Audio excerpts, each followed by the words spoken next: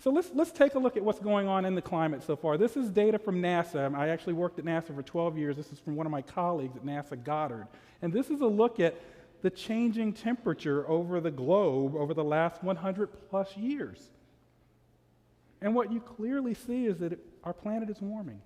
Our climate's warming. Who in the audience is 28 years old or less? Okay, a couple of you put your hands down. You're not 20. I'm just kidding. If you're 28 years or less in age, you have not lived on this planet where a month was cooler than the 20th century average. And this really reflects that. Looking at it another way, so this is the trend in climate. And, I checked the Dow before I came in here. We can't say anything about my retirement by looking at the Dow's performance or the stock performance today. The reason I mention this is because people look at trends like this and look at those little down periods and say, well, the climate hasn't warmed in a couple of years. What are you guys talking about? But we clearly see that the trend is upward. And so that's one of the zombie theories that I'll talk about a bit later. We have to consider the fact that we cannot cherry pick the data and look at pieces of the data. The trend is very clear. And boy, by the way, that's 2010 data. When I add 2011 and 2012, that trend is going to be solid. More importantly, let's look at the last 11,000 years.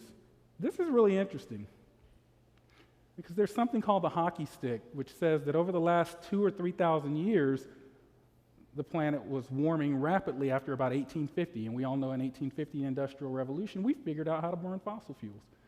What's interesting about that is if you look carefully, over the last 4,000 years or so, the planet was actually cooling.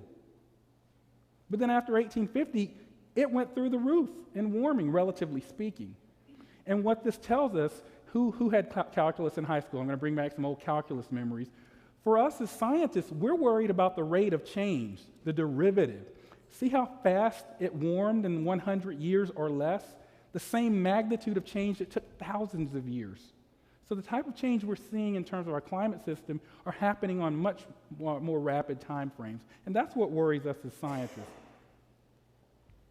So what is an impact of that? This, again, some data from NASA, satellite data, showing the change in sea ice in the warm season in the Arctic. And one of the things that you see is that from 1979 to the present, roughly 2012, warm season sea ice is going away. In fact, some scientists project that by the end of this summer, the Arctic in the warm season will be totally ice-free. We've never seen that. And in fact, climate scientists didn't think that would happen for several decades. And so that actually has some profound impacts on even our weather here in Atlanta, Georgia, for example. So the question that I get now from congressmen or people at Kroger or any, did Superstorm Sandy, was that caused by climate change? Is this drought caused by climate change? That's the wrong question. So when someone asks that question, as climate scientists, we think that's the wrong question because almost all weather is happening now within the context of a warmer, more moist climate. So a better question, and one that I like to say, is that climate change is likely loading the deck. It's increasing risk and probability of storms like Sandy. I'll give you an example of that. Let's imagine we have a deck of cards, and every time we pull an ace or draw an ace, you get a storm like Sandy. You can think of climate change as adding an extra ace to the deck. It's the sun, Dr. Shepard. I was in an elevator in Denver with a pilot. I don't know what airline. He heard us talking. He was like, well, you guys know the reason climate's changing. It's the sun. We were all climate scientists. He's a pilot. I wasn't telling him how to fly the plane. But we explained to him that, yes, the sun varies. There's solar variability, but it happens on cycles that cannot explain the climate changes that we're seeing. 11-year cycles. We understand that. 1998. The climate hasn't warmed since 1998. Well, 1998 was a relative maxima period, and yes, there has been some leveling off in terms of the atmospheric temperature profile, relatively speaking, but we're also finding that a lot of that heat is warming is in the ocean. And if we add, as I said, 2011 and 2012, we're going to clearly see that our trend continues upward. So we can't, as I said earlier, we can't cherry pick little pieces of the record, no more than we can say anything about our retirement plan based on what this week's Dow Jones Index looks like. can't trust the climate models.